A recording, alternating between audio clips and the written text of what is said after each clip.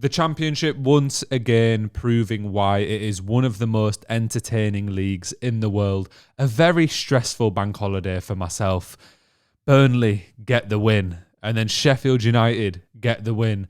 But then my club, Leeds, go and get the win as well. I must admit, all that pressure, all that tension building up throughout the day. All three teams are still well within a chance of claiming promotion to the Premier League. However, it is looking more and more unlikely for Sheffield United.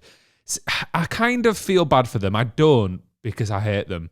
But at the same time, I appreciate how it feels when you've had such an unbelievable season as we did last year. In most Championship seasons, you would have been promoted, and it looks like it's falling away from you. Obviously, if they go beat Burnley on Monday, then that changes things completely. But with Burnley's defensive capabilities and the fact that they just can't stop winning at the minute, I really don't see Sheffield going and getting 3 points there. And if they don't and Leeds win, then that means we are back in the Premier League. Let's talk a little bit about each game. I'll start with Leeds because I've just finished watching it. A very nervy fixture. I've got to admit, Oxford have had good results recently. Obviously beat Sheffield the other week. Burnley went to their ground and didn't score as well. So I knew it wouldn't be a walk in the park, but they gave us a good game. For large periods of the game, we were very much in control. And it was that man Solomon, again, who has come on form right at the perfect time, providing the goal. Although the goal itself from Solomon wasn't even the most impressive part. It was actually that ball from Joe Rodon, who plays Bogle through on the wing, and then he slams it across and Solomon slots it in. Rodon was an absolute unit today. Oxford's main threat for the entire game came from set pieces. Really, they didn't create any out-and-out chances outside of set pieces. The long throws, the corners, the free kicks. Rodon was there, winning headers at every opportunity. Effective, it's not an assist, but in my head, effectively getting an assist. I think it's the best I've seen him play in a long, long time. And it's this crunch time of the season when you really need those senior players, those big players to step up. He did today. Ampadu was fantastic. Darlow, again, did everything that was asked of him. Kemen claimed the ball a few times. There was one moment where he might have got caught with it under his feet, but we won't speak about that because it didn't end badly. One thing, don't want to bugbear too much. I do think in the first half, our midfield got bullied a little bit. Maybe it's a strength issue, but Gruev and Tanaka really did seem to have a torrid time in that first half. Second half wasn't so much of an issue.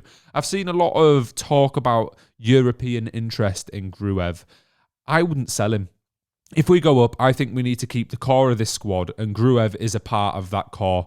Generally, whenever he plays, he has a good match. He's fine defensively. He tries to play it forward a fair bit of the time. One thing I would say is it does look like he's in pain when he's running sometimes. I'm not quite sure why that is. There was one moment today as well where he took a free kick on the edge of the box and then went and absolutely cleaned out one of the Oxford players because he was getting burned.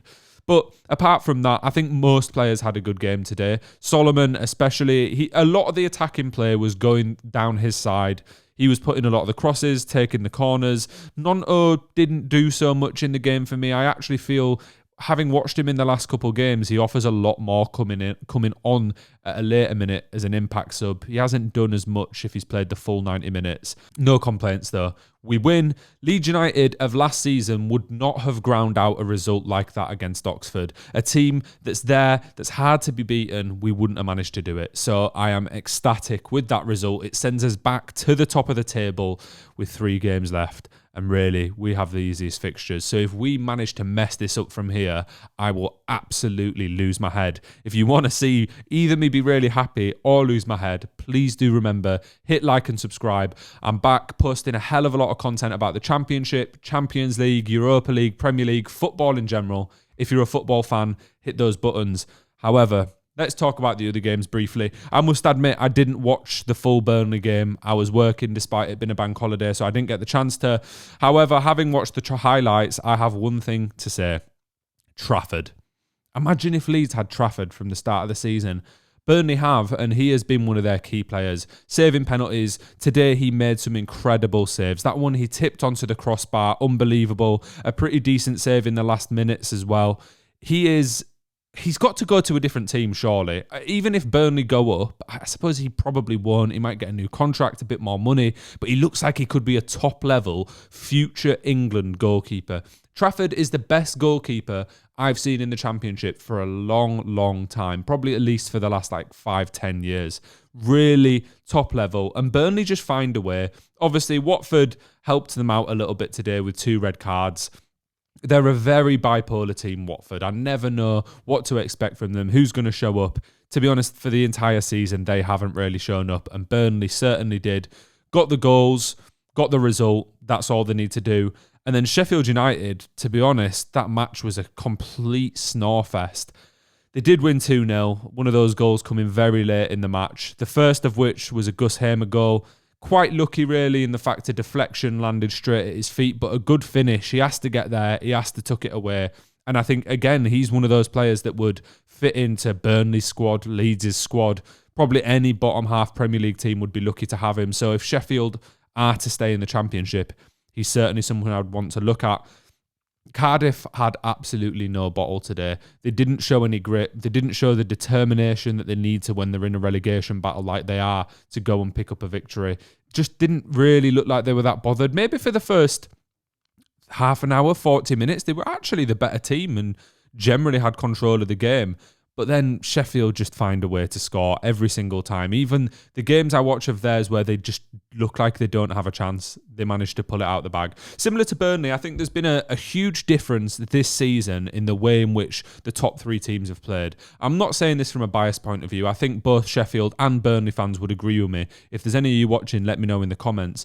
But Leeds have generally played much more progressive football, tried to attack, tried to take risks, and that's shown by the amount of goals we've scored and our increased goal difference.